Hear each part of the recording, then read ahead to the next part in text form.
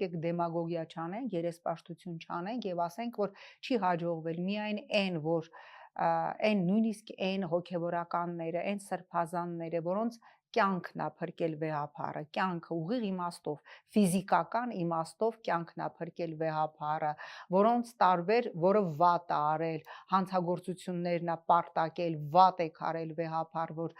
կճոյան Սամվելի, նույն ինքը Նավասարդ Կճոյան Բենթլի Սամուի բոլոր կատարած զանցանքները ես մեղմ բառ եմ օգտագործում, Նիկոլը շատ ավելի կոպիտ բառեր օգտագործում այդ զանցանքների մասով, այդ ամենը տարիներ շարունակ պարտակել եք, նույնը Գևորգ Սրբազանի, նույնը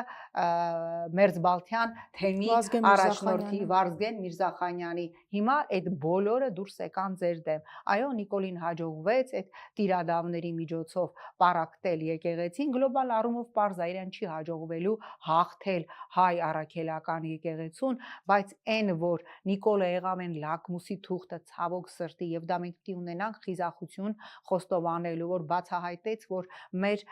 զինվորականության մեջ կան գեներալներ, սպաներ, ովքեր կարող են մի օր Նիկոլի հրաժարականը պահանջել, մի քանի օր հետո գնալ Նիկոլին չեստ տալ, այդ զինվորականները իրենց ուսադիրները պիտի պոկեն ու ուտեն։ Նիկոլը եղավ են լակմուսի թուղթը, որ բացահայտեց, որ մեր մտավորականության մեջ կան մարդիկ, ովքեր կարող են ասել, որ Միքայել Սրբազանին պիտի ճիպոտահարել։ Նիկոլը բացահայտեց, որ մեր հոգևորականների մեջ կան մարդիկ, ովքեր ունենալով զավակ, կին, սիրուհիներ, տարբեր երկրներում, ինչպես ասեց Նիկոլը,